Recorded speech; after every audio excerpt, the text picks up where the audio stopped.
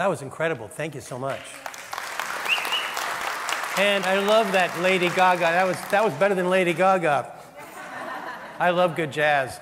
I'm so excited to be back. This is like, I haven't been here in 6 years. So, and you have 2 new ministers. Reverend Eliza is one of my all-time favorite people. I've known her for 10 years. When she walks in the room, the whole room lights up. But the thing about Reverend Eliza is she walks the walk. She does her work. She makes a difference in the world. And Reverend Rob, I've known him for a long time as well. He was the main minister at Unity Village, which tells you a lot about him. So I think you guys are very blessed to have them both here. Well, the last time I was here, we were doing something called the Dallas Peace Project, and Unity Church was supporting us. And what we did is we had a bunch of people tapping on acupuncture points and doing heart math together, kind of like a quantum tapping type thing. And we were able to reduce the crime rates by over 25%.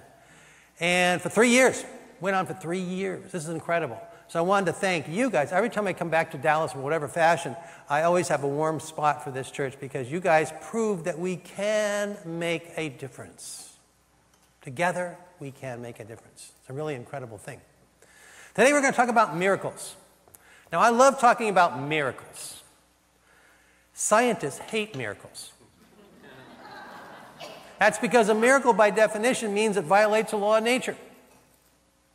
But the truth of the matter is, in physics, miracles happen on an everyday basis. Let me give you some examples. Here's one. An object can't be in 2 different places at the same time, right? Wrong is right. Yes, when an electron is circling an atom, if nobody is watching that electron, the electron mysteriously turns into energy waves. So not only is it in 2 different places, it's everywhere at the same time. Here's another one. This is a big one. The main scientific basis for physics is Einstein's theory of relativity. The main basic law of that relativity is nothing can go faster than the speed of light. Well, in 1931, 2 very famous physicists by the name of Schrödinger and Heidelberg proposed a theory called quantum entanglement. And what that means is if there's a couple electrons circling an atom, even if you were to separate them by 10 million miles, if you were to push on one of them, the other one would instantaneously go in the exact same direction. So instantaneously that if they were to communicate, it would be faster than the speed of light. Einstein hated this theory. At one point, he called it spooky action at a distance. Einstein was proved to be wrong in 1981. Then they redid the experiment last year in the new cyclotron, and they found that not only did the 2 electrons communicate faster than the speed of light, it was 10,000 times faster than the speed of light. If you're going to break a law of nature, you might as well go all the way. However, the spookiest thing in physics today is consciousness itself. The idea that consciousness itself may be the quantum field, the ultimate creator of the whole universe. Now, let me kind of preface this. How do we get there? Well, remember that experiment in What to Bleep where they were shooting little balls of electrons and they were lining up a nice, neat little row in the back wall? There was an eye watching. As long as the eye was watching, the electrons stayed to be nice, little, neat little balls. But as soon as the eye stopped watching, the balls turned into energy waves. So not only were the balls going through the little slit, they were coming back the other way at the same time because they were everywhere all at the same time.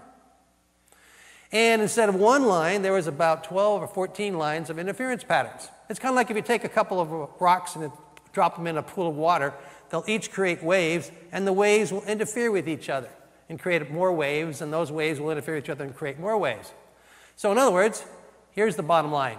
Without consciousness, you can't have matter. Without matter, you can't have a universe. Consciousness creates matter. Without matter, you can't have a universe. This is huge. It means the ultimate creative force of the universe is consciousness itself. Now, last year, a couple of major physicists from Stanford have suggested maybe we're creating the universe, every time we look through our telescopes, it collapses those energy waves into galaxies and planets and whatever else. I think that's a stretch. A couple of other physicists have suggested that maybe, from India, that maybe the whole universe is consciousness itself, being aware of itself. But regardless of how you slice it, consciousness is huge. Personally, I think they discovered God. That is the awareness of the consciousness that's observing everything, creating particles out of nothing. Now, the good thing is we also have consciousness. What does the research say about our consciousness? Well, the research also says that we can create miracles. I kind of like to categorize them into 4 different categories. First one is the prayer research, which, by the way, Unity Church has been an active participant in the prayer research. One of the reasons why I admire Unity Church so much is they believed in their message so much they subjected it to scientific scrutiny, and they've been involved in some of the most amazing prayer studies that have been done. The second group of research that proves that our consciousness is a creative force of the whole universe is the research that I was involved with. Those of you who saw the movie What to Bleep, we took 4,000 transcendental meditators into Washington, D.C. and actually changed the crime rates while we were there. I was the first person to get any of these studies published way back in the 1980s. The third group is the research that shows that we can know things before they happen. And the fourth group is the research that shows that consciousness can even influence machines. Far out kind of stuff. So let's go start with the prayer research. Now, we're all familiar with the first prayer studies. They'd pray for one ward of the hospital. They wouldn't pray for the surrounding wards. And the ward they prayed for would get well faster, have less need for antibiotics, have better quality of life, and in some cases less deaths than the surrounding wards. And they did a bunch of these studies. And most scientists poo-pooed this early research, saying that really what was going on was that the people doing the praying happened to pick the ward of the hospital that had the best doctors and the best nurses. And the people doing the praying had an uncanny knack for figuring out which of those wards of the hospital had the best doctors and best nurses. So finally, in 1988, a guy named Bird did the first double-blind study of prayer. Now, double-blind is the Cadillac version of research. If you do a double-blind study, that's considered the best it can get. And double-blind is where you separate people in 2 different groups. You pray for one group, and you don't pray for the other group, and they're interspaced randomly through the hospital, so nobody can say it's one ward. And guess what? Same exact results. And they did a bunch of these studies. So finally, scientists said, okay, there is something to prayer. What prayer really is positive thinking. But is prayer just positive thinking? We all know the value of positive thinking. You can't be coming to this church without knowing the value of positive thinking with Reverend Eliza and Reverend Rob. But is there something special about prayer? Now, interestingly enough, they did a study like this. Now, let's say that I'm sick, and Laura's praying for me, being the good chaplain that she is, and I get well faster because she's praying for me. But if she doesn't tell me that she's praying for me, it can't be due to positive thinking because I didn't know, right? Does that make sense? It can't be positive thinking if we don't know they're being prayed for. Well, they designed a study like this. This was actually done in Kansas City, the home of Unity, and Unity Church was one of the sponsors of this study. And they took everybody that enters a hospital over a 6-month period, over 1,200 people. They pray for half of them. They didn't pray for the other half. And even the doctors and nurses didn't know that there was a study going on, so there could be no interference, whatever. And of course, they found the same exact results as the other prayer research, even if the people didn't even know they were being prayed for. So this blew a lot of people's minds. So they did another one of these triple-blind studies, they call it triple-blind, in Columbia, New York. Now they had 2 interesting twists to this study, this triple-blind study. First of all, people in America were praying for people in Korea. So somehow the prayers had to go through molten rock and whatever else is in the middle of the earth and arrive at the right person in Korea. And the second interesting thing was a women's in vitro fertilization clinic, women trying to get pregnant. And the results were amazing. The women who were being prayed for, and again, they didn't know they were being prayed for, had a 50% greater chance of getting pregnant than the women who weren't being prayed for. Brings up a whole new dimension to the idea of immaculate conception, but we won't touch that one here. Now, I should probably point out there's been well over 250 different studies done on prayer, with only a handful of studies that didn't come out significant. When you look at the research, it is probably the most reliable research out there. Look at coffee. 1 week, coffee's good for you, right? The next week, another study comes out, coffee's bad for you. Remember eggs? If you look at an egg, you get a heart attack. Then they said you can't eat that good-tasting stuff in the middle. You have to eat that tasteless stuff on the outside. Then they said, whoops, we're wrong again. It's not eggs that cause heart attacks. It's inflammation. Those 2 landmark studies in New England Journal of Medicine. The bigger question here is, how come even one of those prayer studies came out significant? Because the truth of the matter is, our brain waves, the electromagnetic field in our brain, doesn't really get past our skull bones. So how can praying for people a mile away, much less 10,000 miles away, work?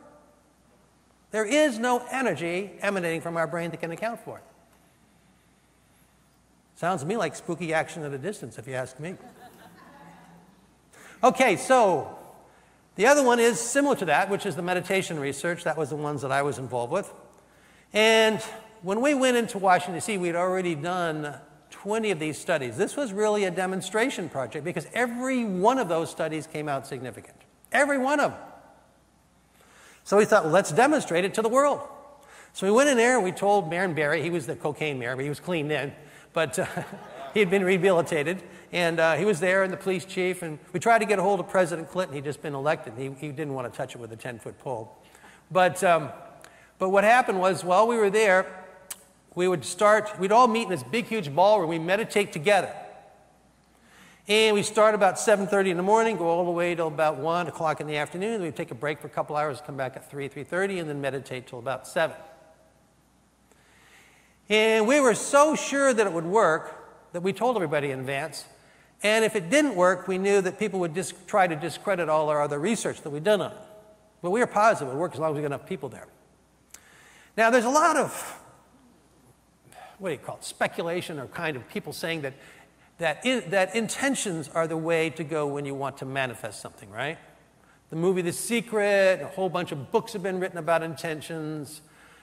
And according to intention theory, you have to have your intention, you have to focus on your intention.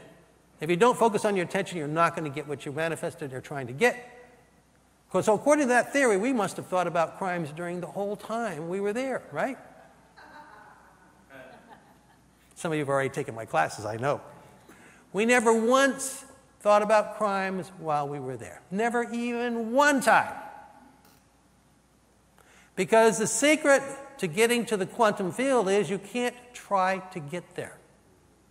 Any attempt at trying to get there will keep you from getting there. That's why the ancient masters of Zen Buddhism gave people koans, they call them unsolvable puzzles, like the sound of one hand clapping. So the people would give up trying to get there so they'd get there. Even though the quantum is everywhere, you can't try to get there. You've got to get out of the way. So, there's been, like I said, about 40 of these studies done. Now, the next group of studies that proves that our consciousness is quantum field-based is the studies that have been done by accident. This is a whole group of studies. What they were doing a psychic study, and a whole bunch of TV screens lined up, and people were in front of each TV screen. And every 8 seconds, a new photograph would come up on the screen. And the photograph was one of 2 types. The first type was, it would be a negative photo, which is people in morgue. So they're very, very gruesome. The second type was positive photos, beach scenes, things like that, nature scenes. And they had people attempt to guess in advance which photo was going to come up on the screen. And they couldn't guess in advance, so the psychic study part of it was ruined. It didn't work. But lucky for us, that wasn't the end of this story. Because the negative photo was so gruesome, they decided to hook people up to something called a GSR machine, galvanic skin response. And this is similar to a lie detector test. It measures anxiety in the body. And what they anticipated, there'd be a spike of anxiety every time the negative photo, very gruesome photo, was presented. Well, when they did the data analysis, they found that there was indeed a spike of anxiety. But the spike of anxiety happened 2 seconds before the negative photo came up on the TV screen.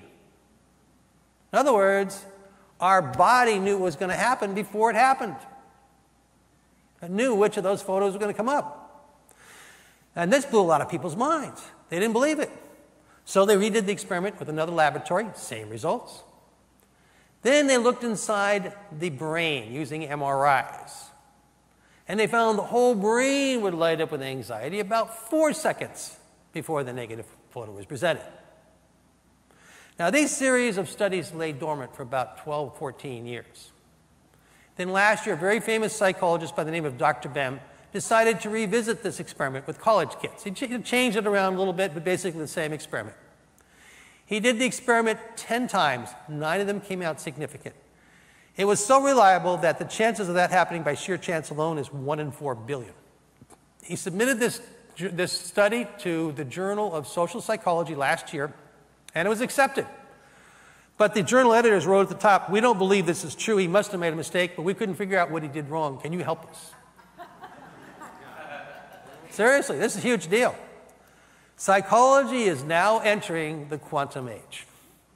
It's a good time. And the last group of research studies is the research studies done out of Princeton, even more far out. These are researchers and engineers from Princeton who had the brilliant idea, well, if our consciousness is quantum field-based, maybe if we designed a machine which was quantum field-based, then the two things could interact. Our consciousness could change the machine. So that's what they did. They built a machine using cosmic radiation. Cosmic radiation is fine particles from outer space coming down. It's basically quantum field-based. And it's very reliable. In fact, you can run atomic clocks by it. And that's how reliable it is. So basically, they got these machines so that there was an output of 101010. Very reliable. Then they took college kids and they had them concentrate on these machines to see if they could change the output from 1010 to either 111 or 000. In other words, change cosmic radiation in some way. And that's what they found. They could, after hundreds of thousands of trials, they did find a significant effect, but it was very, very weak. So, personally, I don't know how they managed it all, because remember when I was a freshman in college, I could barely get out of bed, much less influence a quantum field random number generator. But they were able to get these kids to do it. But then they had a brilliant idea. Let's put 4 or 5 of them together and see if the effect is stronger, because it's a very weak effect. And they found the more people doing it, the stronger the effect. So what they did is they put the machines all throughout the world. In fact, they're going on as we speak. And what they do is they measure the collective consciousness. So every time we're doing the same thing at the same time, like watching the opening ceremonies for the Olympics, machines go crazy. By going crazy, what I mean is they no longer do 1010, they do 111 or 000. We don't know which one they're going to do, but they do one or the other. And they have about 250 different episodes, like the Katrina, remember the hurricane, the tsunami, the OJ trial verdict. They have a whole bunch of stuff like that. Well, the machines were going on during 9/11. 2 amazing things happened during 9/11. First of all, the machines went crazy for 4 straight days, which is by far the longest period of time. But here's the real kicker. The machines went crazy 4 hours before 9/11 actually happened. That's before the terrorists even got in the airplanes. So machines, in other words, our collective consciousness knew what was going to happen before it happened. Pure quantum stuff, beyond time, space limitations. So what we've done is we put all these studies together, over 1,000 of them, basically proving that we can indeed create miracles with our minds, with our thoughts, or by letting go of the thoughts, we could say. And we can draw several conclusions from this. First of all, life after death. If our consciousness is indeed quantum field-based, it means it's beyond time, space limitations. So when the brain dies, our consciousness doesn't have to die. This is huge. In a roundabout way, I think physics has discovered God. Who is this perceiver that's creating particles out of nothing? Got to be God. The second major conclusion is together we can make a difference. So many of us feel powerless. So many of us feel that we can't do anything about this negativity. But when we come together in these group meditations on Sunday, I think you guys have them on Wednesday nights too, whenever you got them, these are when we can make a huge difference in the outside world. We are not powerless. We are making a difference. Just the other day, or I guess it was last month, there was a new study done on gay marriage. 65% of the Americans now believe in gay marriage. This is huge. There wasn't any big political firestorms. There were no big, huge deals going on. It was a shift in our consciousness. We're moving in the direction of greater love and greater support. It's happening right as we speak. And now here's another one. Remember last September, during Unity Day of Prayer, thousands of Unity people were praying for peace. The Pope prayed at the same time. He had 4 hours. Never in the history of all the popes together has a pope prayed for 4 hours. He must be getting the message. And millions of Catholics were praying for peace. This was exactly the time when President Obama was going to bomb Syria. Remember that? Guess what? President Obama changed his mind. We have the power. Together, we have the power. And lastly, we all have doubts. Everybody in here has doubts. It is so nice to be alive when science is proving spirituality. So when we have these doubts, we can look to science and be inspired. They are actually supporting those spiritual things inside of us. This is the most exciting time that I've ever been around. Thank you very much for inviting me. Thank you.